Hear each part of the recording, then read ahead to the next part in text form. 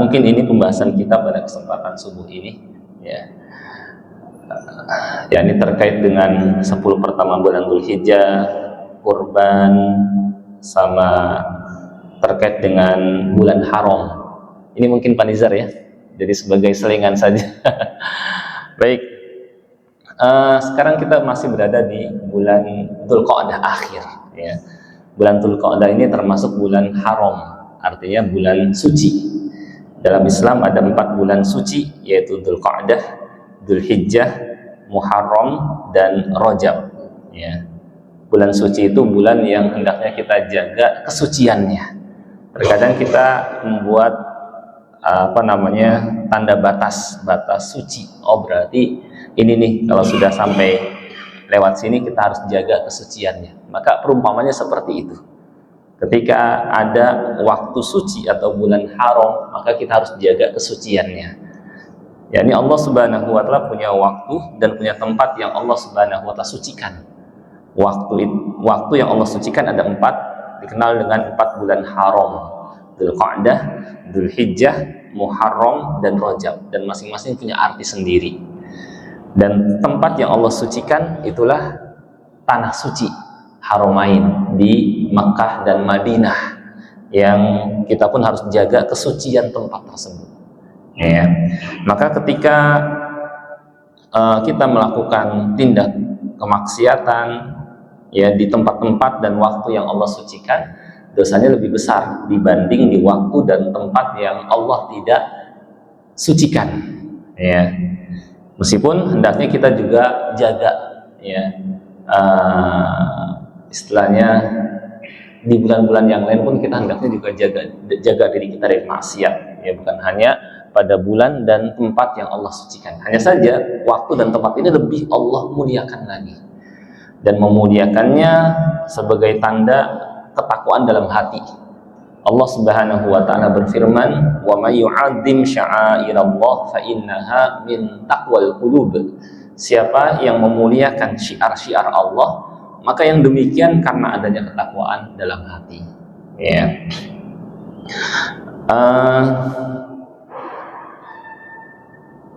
Kata Allah Subhanahu wa taala, "Inna iddatash syuhuri indallahi 12 syahran fi kitabillah yauma khalaqas samawati wal arda minha arba'atun hurum dzalika ad-dinul qayyim fala tadhlimu fihinna anfusakum." Sesungguhnya jumlah bilangan bulan sejak Allah menciptakan langit dan bumi ada 12 bulan.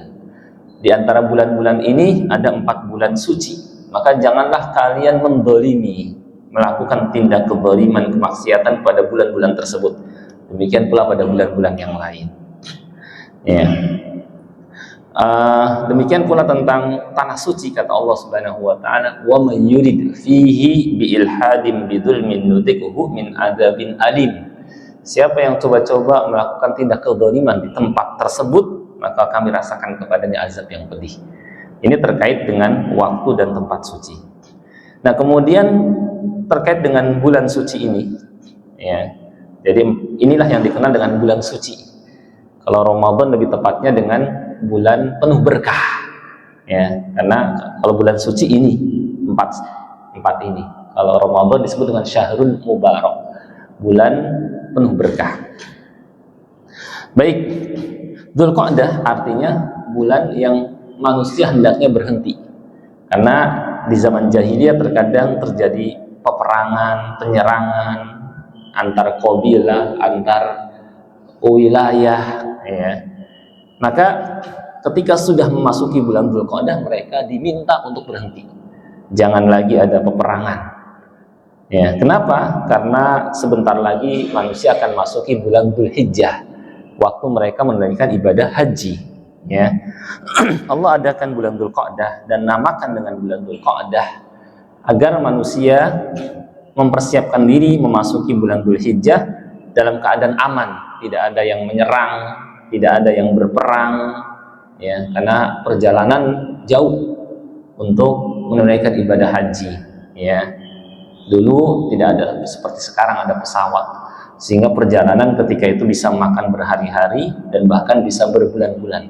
Maka agar perjalanan manusia aman ke tanah suci, ya, ada bulan Dzulqa'dah, harus berhenti, nggak boleh ada yang berperang dan menyerang, gitu ya.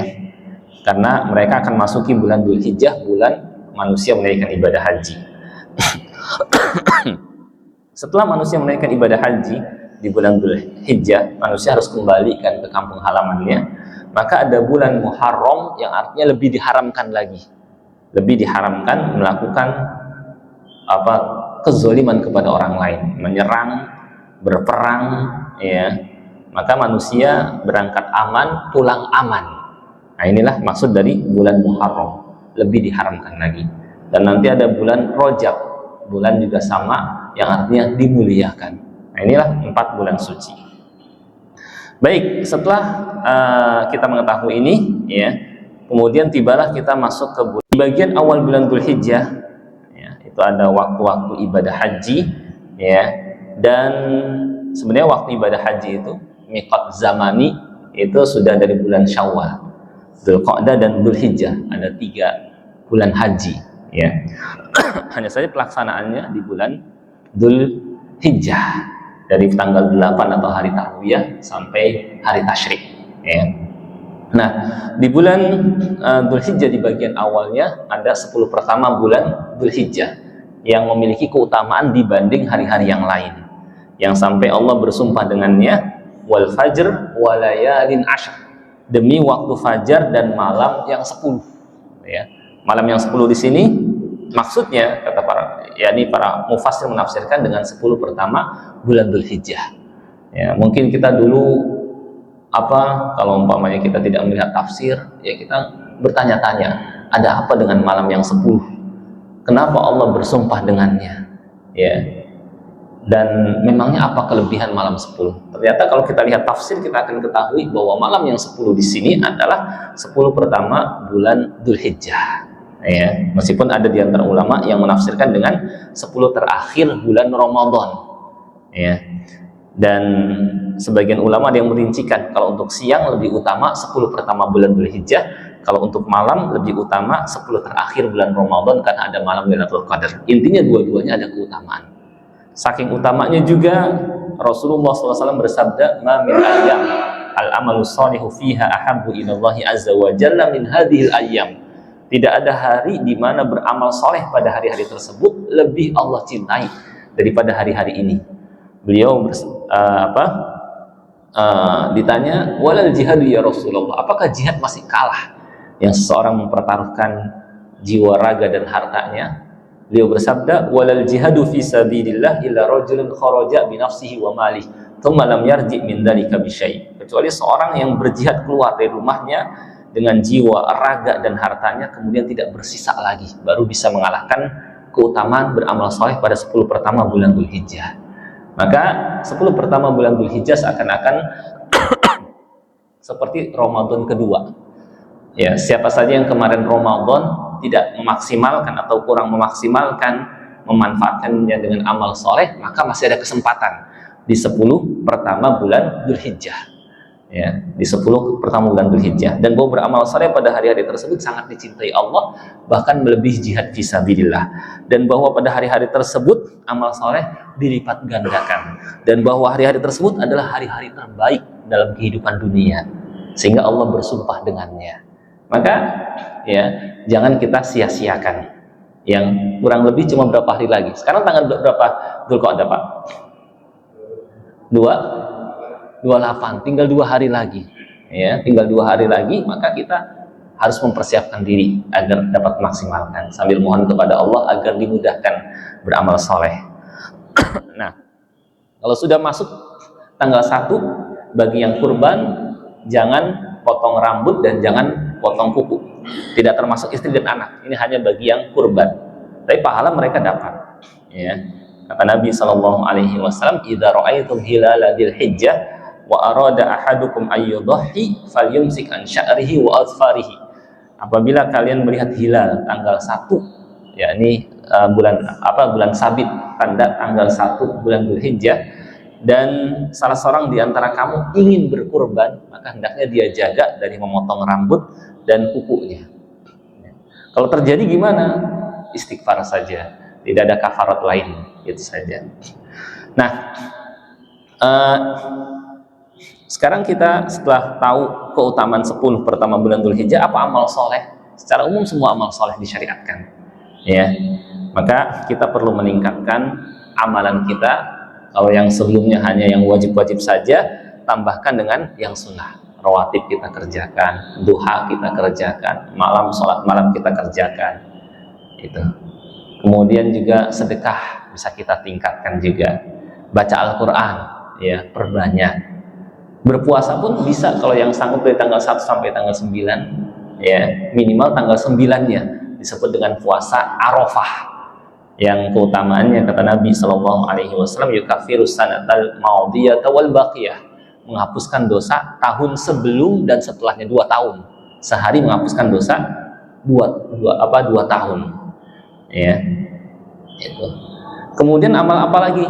Di samping kita baca Quran, tambahkan sholat sunnah, kemudian sedekah, kemudian puasa. Amal lainnya adalah berzikir. Ya, kata Allah Subhanahu wa taala, "Yadhkurusmallah fi ayyamin wadhkurullah fi", atau di surah "Yadhkurusmallah fi ayyamin ma'lumat", agar mereka menyebut nama Allah pada hari-hari yang ditentukan. Hari-hari yang ditentukan di sini banyak para mufassir menafsirkan dengan 10 pertama bulan Dzulhijjah. Yakni di antara amalan pada 10 pertama bulan Dzulhijjah adalah zikrullah, berzikir. Apa zikirnya? Ya, praktek dari sahabat seperti Abu Hurairah, Ibnu Umar adalah dengan takbiran. Sudah dimulai dari tanggal 1 Dzulhijjah.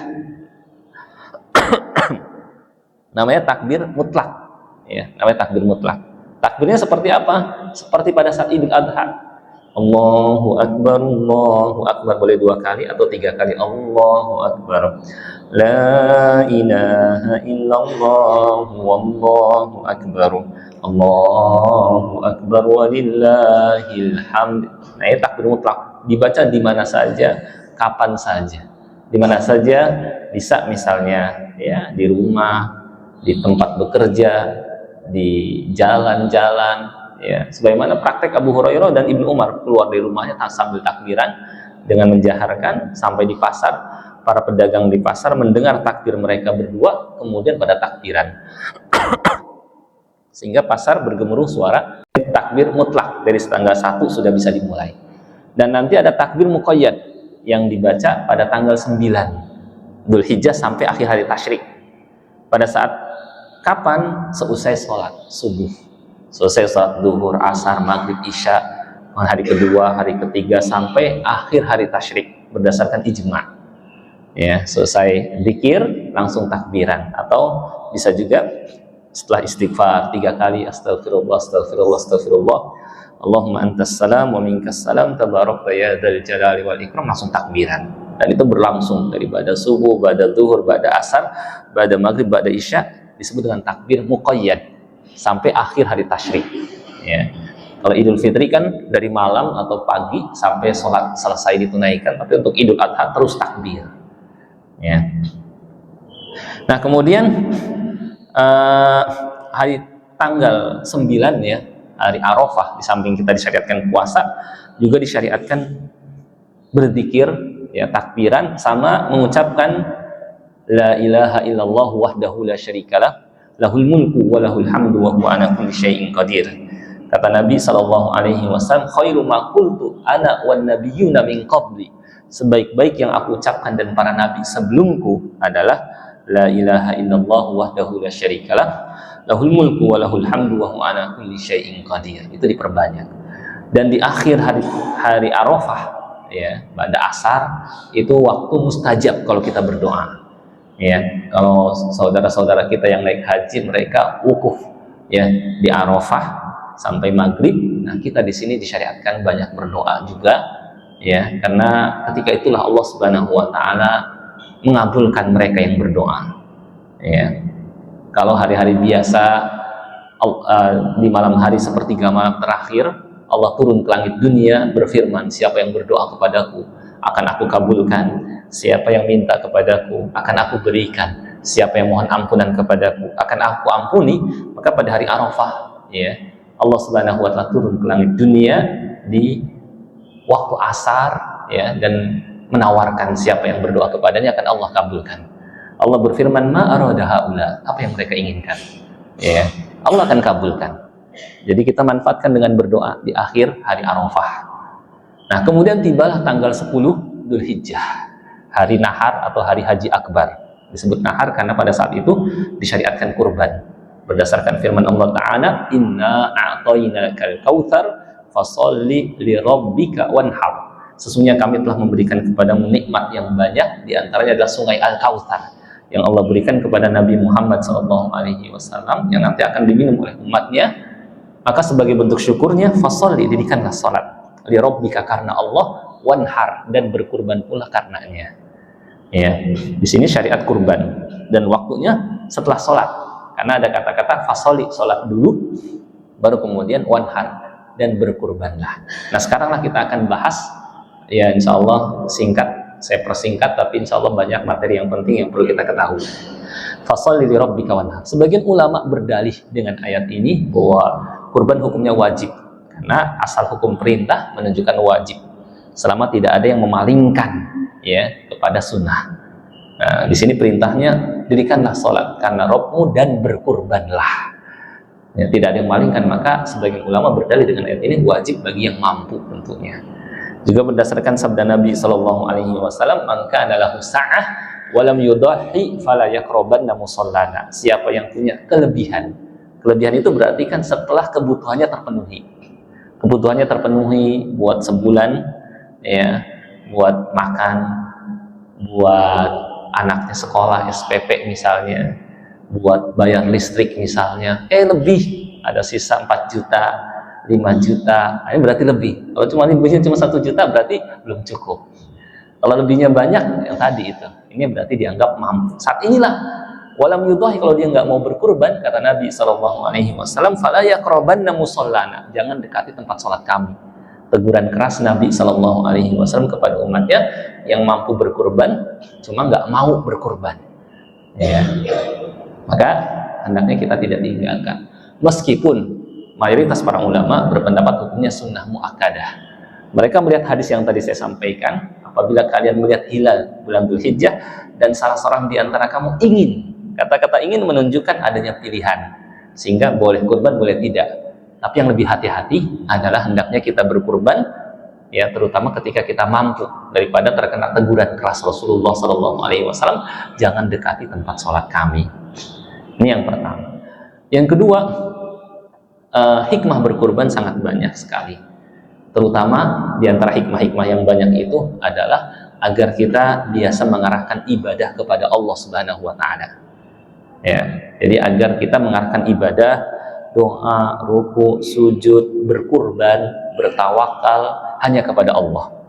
Ya, sebagaimana firman Allah Ta'ala, "Qul inna sholati wa nusuki wa mahyaya wa mamati lillahi rabbil alamin."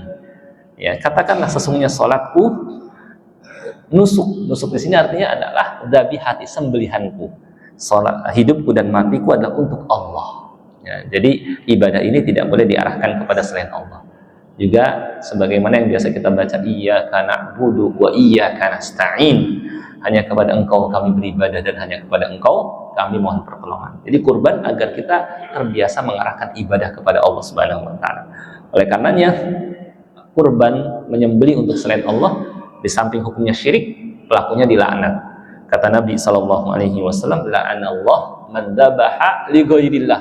Allah melaknat mereka yang menyembelih untuk selain Allah. Maka kalau orang paham hikmah ini, mereka nggak ada orang yang buat tumbal, sesaji dan lain sebagainya, menyebutnya dengan sedekah laut, sedekah bumi dan lain sebagainya. Ini yang pertama hikmahnya. Hikmah lainnya adalah agar manusia terbiasa menyebut nama Allah pada saat menyembelih hewan. Kata Allah Subhanahu wa Ta'ala, "Wa likulli ummatin ja'alna mansaka liyadhkuru ismallah 'ala ma razaqahum min bahimatil an'am." Dan bagi setiap umat kami syariatkan kurban. Jadi bukan hanya umat Nabi Muhammad SAW, umat sebelumnya. Agar mereka apa? Agar mereka terbiasa menyebut nama Allah pada hewan ternak yang Allah karuniakan kepada mereka. Yang ini terbiasa menyebut bismillah ketika menyembelih. Dianjurkan menambahkan dengan Allahu Akbar. Maka wajib bagi yang hendak menyembelih baca bismillah. Kalau sengaja haram dimakan. Apalagi menyebut nama selain Allah haram dimakan. Jadi hikmah lainnya kurban agar kita terbiasa menyebut nama Allah ketika menyembelih hewan. Ya, juga menghidupkan sunnah bapak para nabi, yaitu Nabi Ibrahim alaihissalam yang mencontohkan kurban, dan agar kita berbagi ya kepada saudara kita ya yang tidak mampu, yang kekurangan ya, dan agar mereka bergembira pada hari raya dan seterusnya. Nah, inilah hikmah dari kurban. Kemudian syarat sahnya kurban. Nah, ini sangat penting sekali supaya kurban kita sah. Yang pertama adalah bahwa hewan kurban yang kita kurbankan terdiri dari hewan ternak. Hewan ternak di kalangan bangsa Arab itu meliputi 3 atau 4, yaitu al-ibil, unta, wal bakor, sapi, wal gonam, kambing, awil do'an atau unta, atau domba.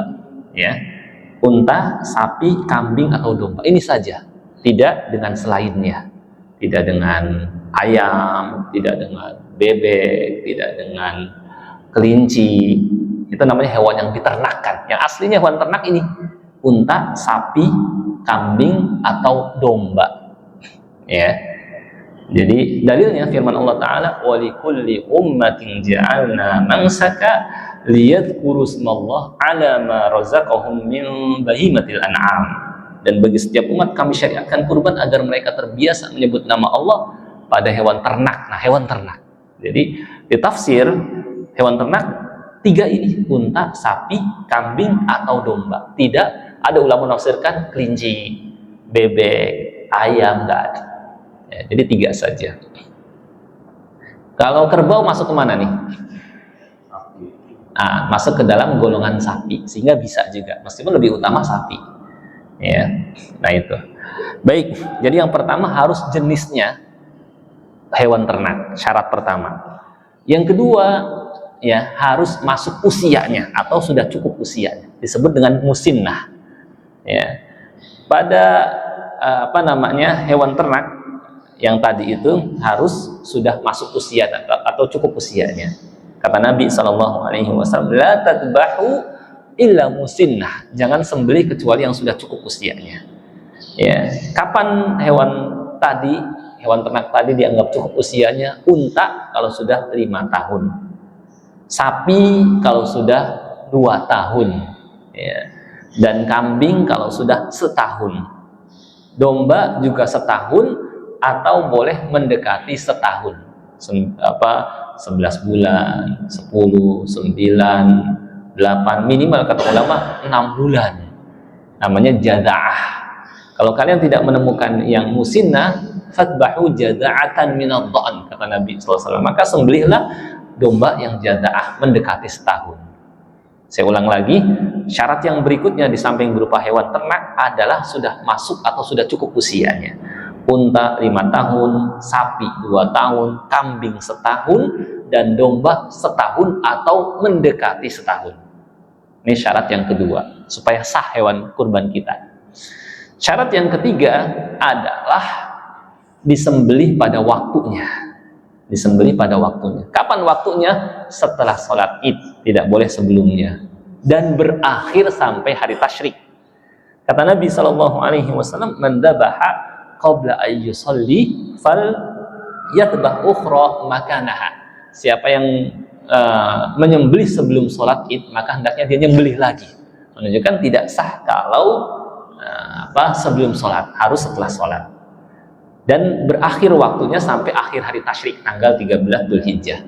Kata Nabi SAW, kullu ayyamit tasyrik dabah. Setiap hari tasyrik adalah hari kurban. Jadi bisa tanggal 10, nggak bisa tanggal 11, nggak bisa tanggal 12, bisa juga tanggal 13. Ya, jadi harus pada waktunya. Ini syarat yang keberapa ini? Ketiga.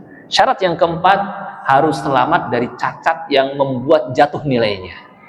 Ya, karena supaya kita kurban itu jangan yang nilainya jatuh, hendaknya yang bernilai. Apa cacat yang membuat nilainya jatuh? Ada 4. Kata Nabi SAW, jadi ini semua ada dalilnya. Arba'un la tajuzu fil adhahi. Ada 4 yang tidak boleh dikurbankan. Pertama, al-awra al-bayyin awaruha, yang buta sebelah matanya, yang jelas butanya. Ya. Jadi jangan sampai pilih yang buta sebelahnya. Kalau dua-duanya gimana? Lebih nggak boleh lagi. Yang kedua, al-maridah al-bayyin maraduha, yang sakit, yang jelas sakitnya. Apa ciri hewan itu sakit? Jelas sakitnya, nggak mau makan, nggak mau gerak, ya. Nah ini tanda sakit, ya. Jelas sakitnya. Kemudian al-arja al-bayyin dhal'uha, yang pincang, yang jelas pincangnya, kelihatan, apalagi terpotong kakinya, apalagi dua-duanya pincang, ya, lebih nggak boleh lagi. Yang keempat, al-ajfa allati la tunki, yang kurus sampai tidak bersumsum, ya, sampai kurus sekali, ya, tidak ada gizinya, ya, itu sampai ya keras gitu ya, udah kurus sekali. Nah ini nggak boleh dikurban, jangan yang seperti begini. Mafhumnya, ya, kalau cacatnya selain ini masih boleh, karena dianggap ringan.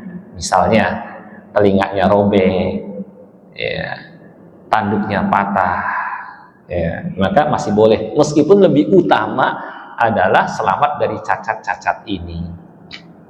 Jelas ya? Jadi ini syarat keberapa ini? Syarat keempat supaya sah kurban kita. Syarat yang kelima, jumlahnya. Kambing, ya, cukup 1 dari 1 keluarga.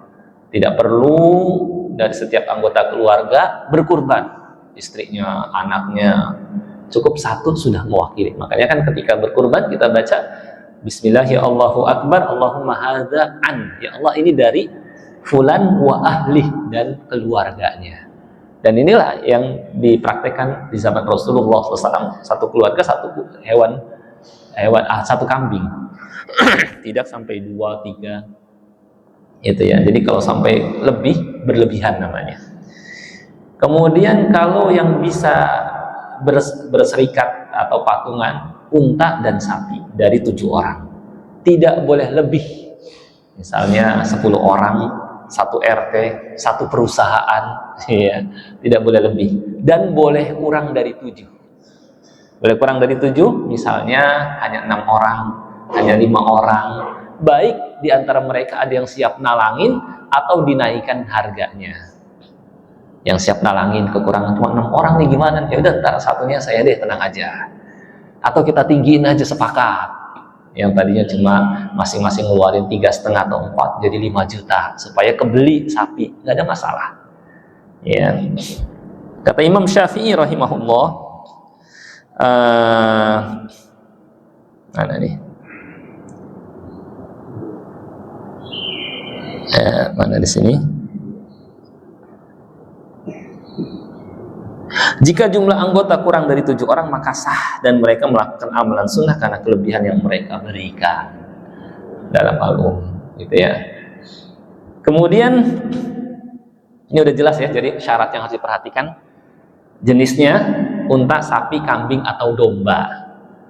Kemudian usianya unta 5 tahun, sapi 2 tahun, kambing setahun, domba setahun atau mendekati setahun. Yang ketiga, selamat dari cacat yang menjatuhkan nilainya. Yang keempat, harus disembelih pada waktunya. Yang kelima, jumlahnya harus sesuai. Ya, kambing dari perwakilan 1 saja dari 1 keluarga, unta ini baru patungan. Ya, bisa patungan dari 7 orang tidak lebih dan boleh kurang, gitu ya.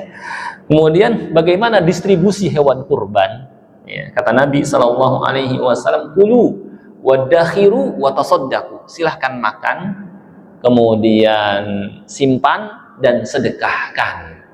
Ya, intinya dalam distribusi hewan kurban, ya, yang berkurban berhak makan.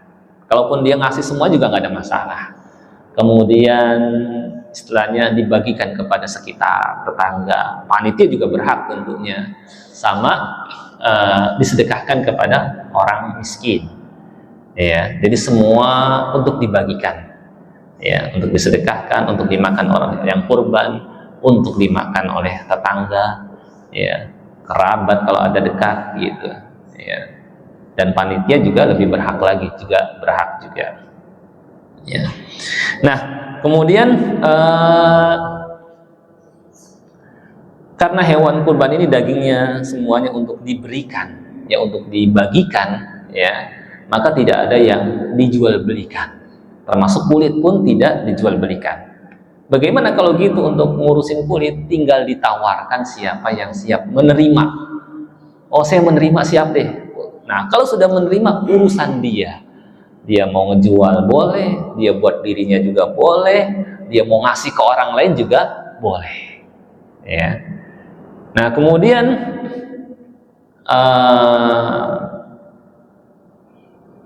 afdolnya, ya, kalau saya lihat juga, ya, kalau karena yang berkurban ini berhak, ya, istilahnya untuk makan juga, kalau bisa dia tidak menyulitkan panitia. Maka kalau nanti minta jatah, tinggal bilang saja saya minta berapa bungkus, ya, tidak perlu saya minta paha, saya minta ini, saya minta itu, ngerepotin panitia. Mendingan minta berapa bungkus, saya minta 5 bungkus, ya sudah, nanti tinggal disisihkan, buat dia, buat ngasih tetangga, buat ngasih temannya, atau ngasih kerabatnya, ya. Atau minta 7 bungkus misalnya, gitu, nggak ada masalah, ya. Kemudian bagaimana ngasih kepada, karena di wilayah tentu ada yang non muslim juga, jawabnya boleh, karena orang kafir itu ada 4 kelompok. Ada kafir dhimmi yang berada di wilayah Islam dengan bayar pajak, ada kafir muahid atau muahad yang mengikat perjanjian damai dengan kaum muslimin, ada juga kafir musta'min yang minta keamanan, dan ada kafir harbi yang memerangi. Nah, yang diharamkan kita berikan kepada mereka hanyalah kafir harbi yang memerangi Islam dan kaum muslimin. Adapun selain ini nggak apa-apa kita berbuat baik. Kata Allah Subhanahu wa taala, la yanhakumullah 'anil ladzina lam yuqatilukum fid dini wa lam yukhrijukum min diyarikum an tabarruhum wa tuqsitu ilaihim innallaha yuhibbul muqsitin. Allah tidak melarang kalian untuk berbuat baik dan berlaku adil kepada orang-orang yang tidak memerangi kalian dan tidak mengusir kalian dari kampung halaman. Sesungguhnya Allah menyukai orang yang berlaku adil. Ya, maka nggak apa-apa kita kasih juga kepada non muslim, ya. Yang nggak boleh kafir harbi yang memerangi Islam. Seperti apa? Yahudi itu haram kita kasih. Kemudian apalagi yang penting juga dalam menyembelih, ini terakhir, setelah itu kita tanya jawab. Bagian yang disembelih ini ada 4, 2 urat leher, di leher itu, ya. Kemudian hulkum, yakni saluran pernafasan atau tenggorokan, dan mari, kerongkongan, saluran makanan. 4 ini yang kita potong, ya. 2 urat leher, saluran pernafasan, tenggorokan, dan kerongkongan, 4 ini. Kalau istilahnya tidak bisa minimal, kata ulama 3, ya, dari 4 itu. 3 itu bisa pilih. 2 urat leher, 1 tenggorokan, 2 urat leher, 1 kerongkongan, atau kerongkongan, tenggorokan, dan 1 urat leher. Afdolnya 4-4-nya kepotong. Ini menurut sebagian ulama, kalau tidak salah Syekh Abdullah Tayyar. Namun menurut madhab Ahmad dan Syafi'i, ya, minimal 2, kerongkongan dan tenggorokan, ya. Tapi menurut madhab Abu Hanifah, 2 urat leher dan tenggorokan. Mana yang lebih rajih? Pernah saya menyampaikan materi ini, ada hadir dokter menyampaikan, Ustadz, yang lebih cepat mematikan itu adalah 2 urat leher dan tenggorokan. Ya, maka saya pun beralih ke madhab Abu Hanifah. Saya lebih menguatkan ini, karena ini lebih cepat mematikan, 2 urat leher dan tenggorokan. Tapi afdolnya 4, ya, 2 urat leher, tenggorokan, dan kerongkongan, ya. Ini yang disembelih. Dan yang terakhir, adab dalam menyembelih adalah bahwa kita hendaknya menggunakan pisau yang tajam, karena kata Nabi SAW, Fa idza dzabhtum fa ahsinu dzibhah wal yuhid ahadukum syafratah wal yurih dzabihatah. Apabila kalian menyembelih, maka tajamkanlah pisau kalian dan segarkanlah hewan sembelihan kalian. Ya, jangan yang tumpul. Ya. Yang kedua, ya, jangan kita mengasah di hadapan hewan. Ya. Yang ketiga, jangan kita menyembelih juga di hadapan hewan-hewan. Jangan kita kuliti dan potong sebelum nyawanya hilang. Yang kelima, jangan kita sambil nyeret ketika ke tempat penyembelihan hewan sambil diseret, tapi dielus-elus pelan. Ya. Nah, ini beberapa yang harus kita perhatikan dalam menyembelih. Baik, saya kira ini terkait dengan 10 pertama bulan Dzulhijjah dan tentang kurban, mudah-mudahan semakin jelas ya. Oh ya, tambahan, apakah boleh untuk jagal, kalau ngundang jagal kita ngasih bayaran dari daging kurban? Jawabnya tidak boleh. Kalau dikasih bukan sebagai bayaran nggak apa-apa, kita ngasih saja sebagai ya hadiah, nggak ada masalah. Lalu dari mana buat ngasih bayaran kalau kita ngundang jagal? Maka bisa dari uang operasional. Uang operasional dari misalnya kambing, uang operasionalnya tambahnya 100.000. Dari sapi tambahnya 200.000. Dari situlah kita bisa ngasih buat tukang jaga, tidak dari daging kurban sebagai bayaran. Tapi kalau sebagai hadiah nggak ada masalah, bukan sebagai bayaran. Baik, ini mungkin seputar kurban, mudah-mudahan bisa difahami. Mungkin kita diskusi sekarang atau tanya jawab, kalau ada yang ingin ditanyakan bisa disampaikan. Silahkan. Bapak-bapak atau ibu-ibu silahkan kalau ada yang mau nanya.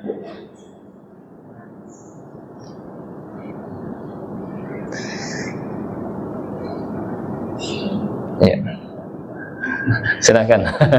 Supaya pembahasannya semakin luas, suasana hidup.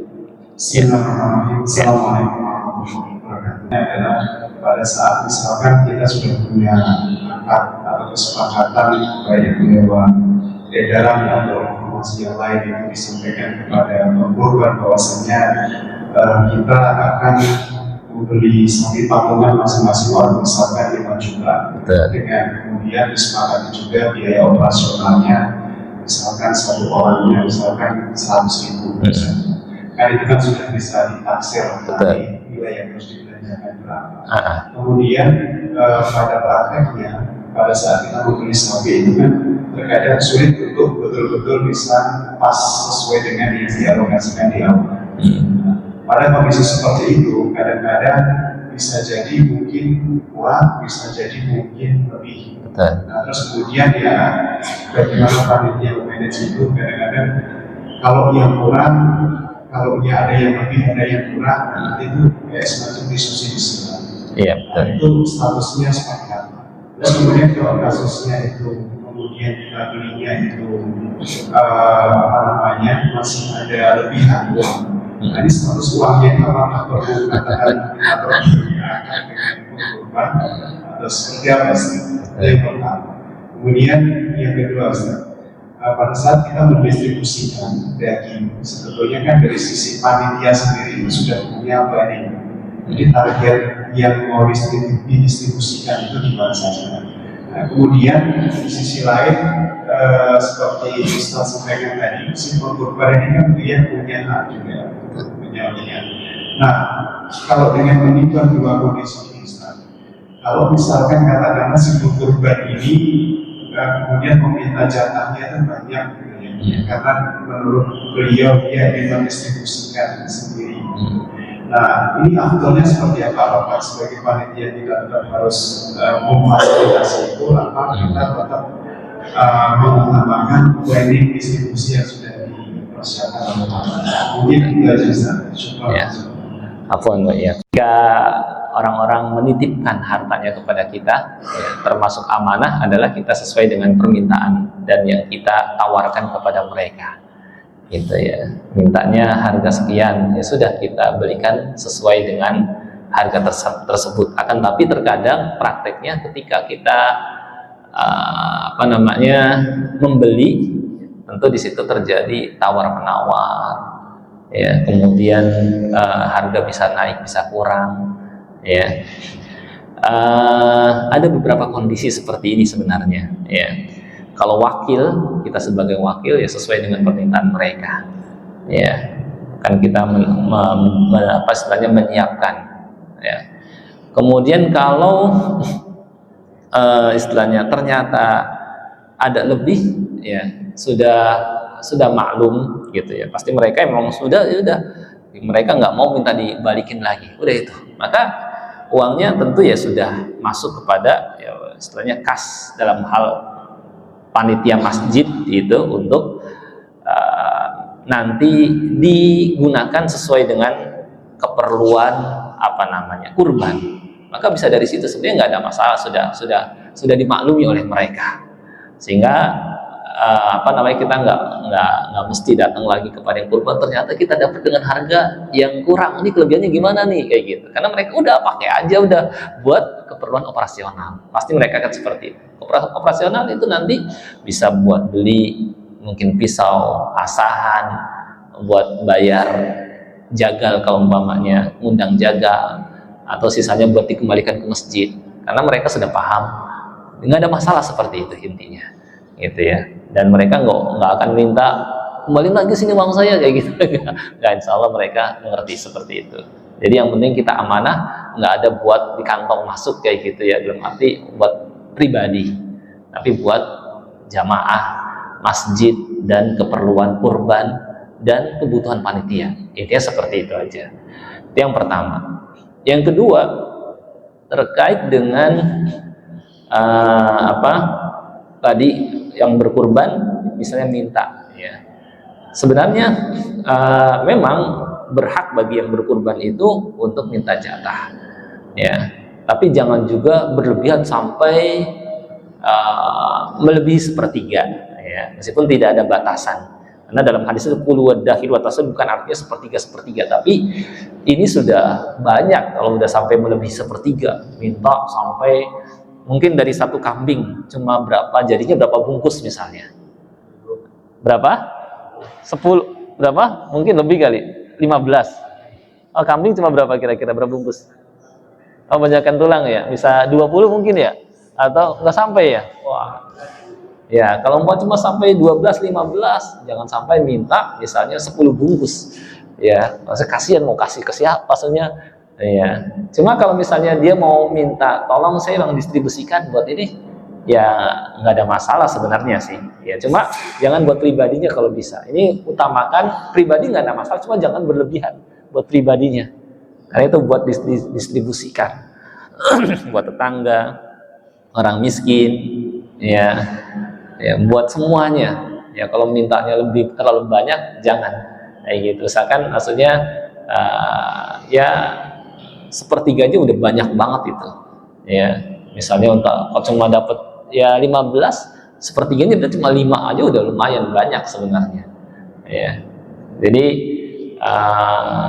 kalau bisa jangan sampai terlalu banyak mintanya, karena ini kita ingin distribusikan. Bahkan kalau bisa misalnya istilahnya lebih banyak buat yang ya itu lebih bagus seperti itu, ya, karena dia udah termasuk orang yang sudah biasa dengan mampu beli kurban, itu udah biasa mengkonsumsi yang enak insya Allah gitu.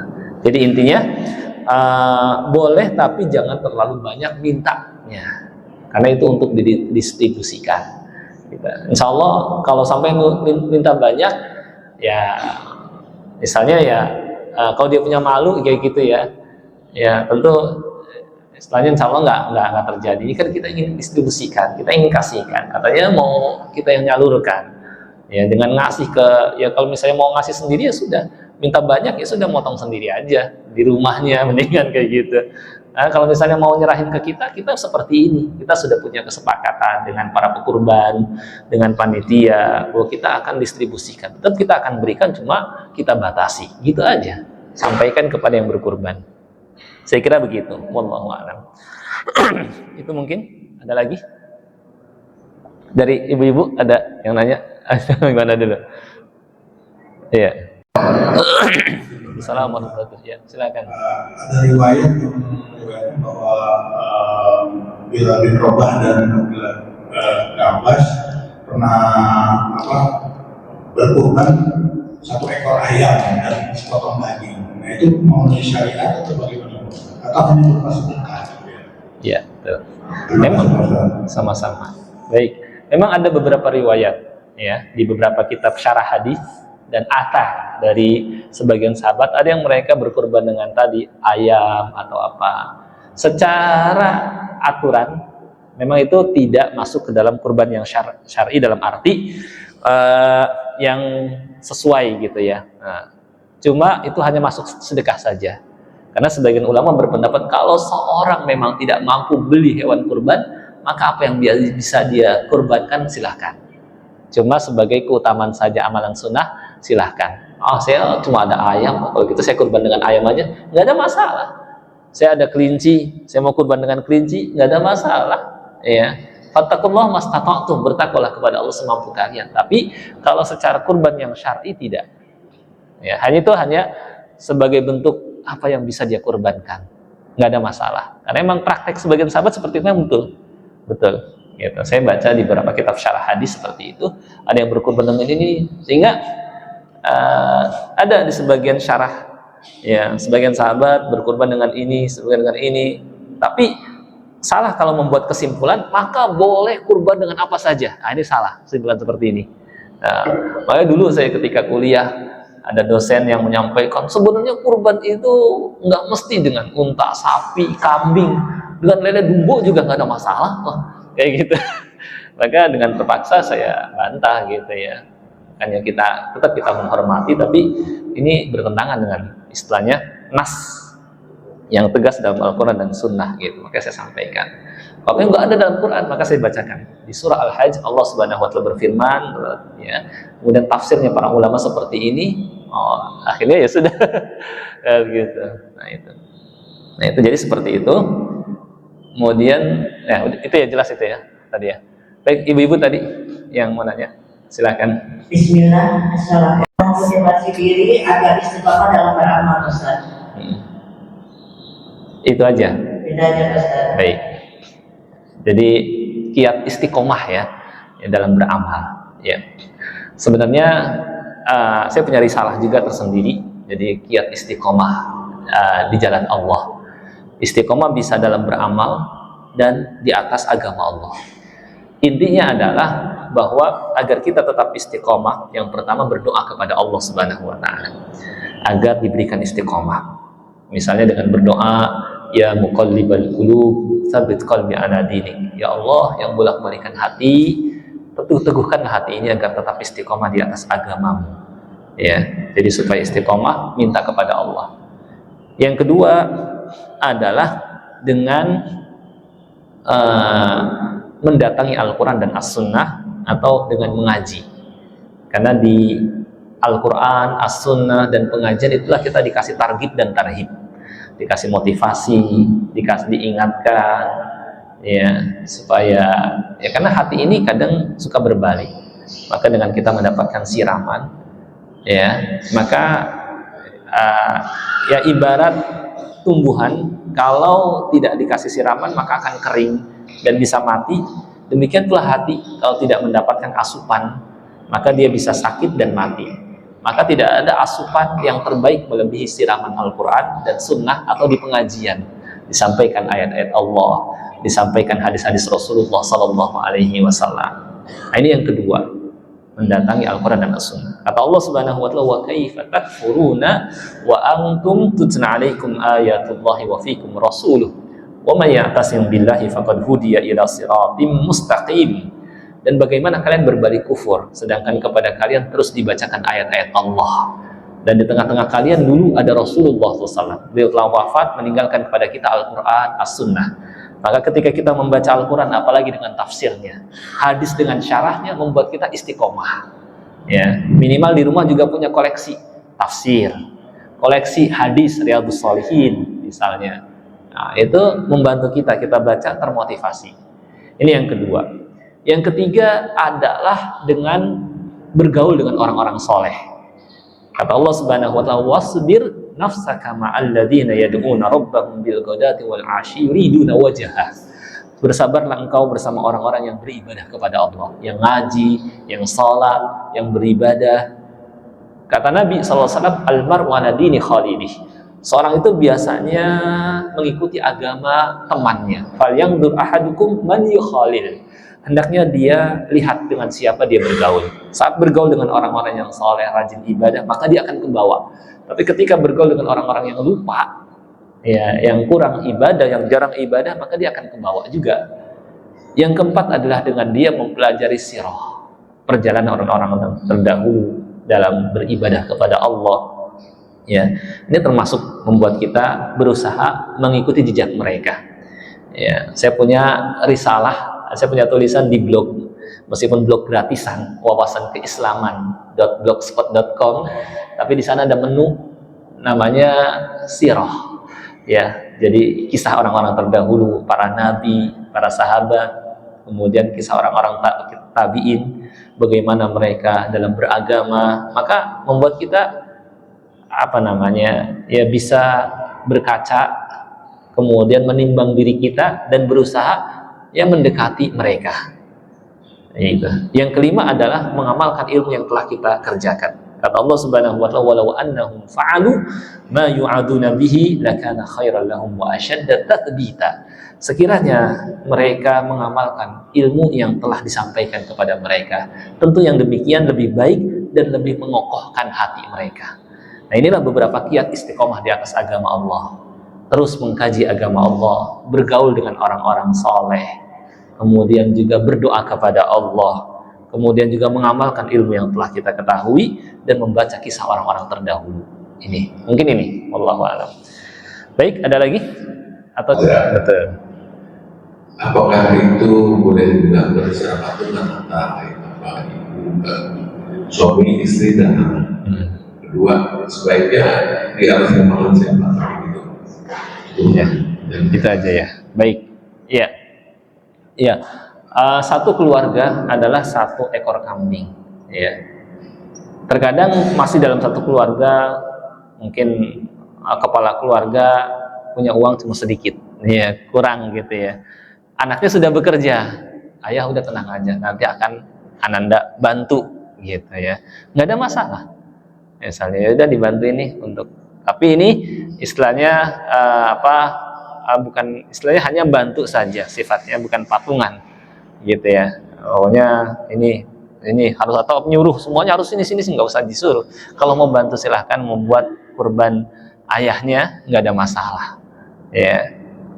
Jadi karena uang ya orang tuanya ya terlalu banyak pengeluaran, anaknya diantaranya sudah ada yang kerja, udah tenang aja dibantu nih, nggak ada masalah misalnya gitu. Jadi nanti atas nama ayahnya dan keluarganya, maka sudah dapat semuanya. Intinya boleh kalau seperti itu. Nanti bukan dari luar keluarga, maksudnya tetangga yang lain, ayo patungan ya, tapi dalam satu keluarga mau ada yang bantuin, nggak ada masalah sebenarnya gitu. Saya kira seperti itu. Baik. Iya, satu rumah, maksudnya cukup satu saja yang dikeluarkan. Baik, itu mungkin cukup ya, karena waktu sudah jam 6. Mudah-mudahan apa yang kita pelajari ini bisa dipahami, bermanfaat. Kurang lebih mohon maaf. Kita tutup dengan doa kafaratul majlis. Subhanakallahumma bihamdik, asyhadu an la ilaha illa anta, astaghfiruka wa atubu ilaik. Assalamualaikum warahmatullahi wabarakatuh.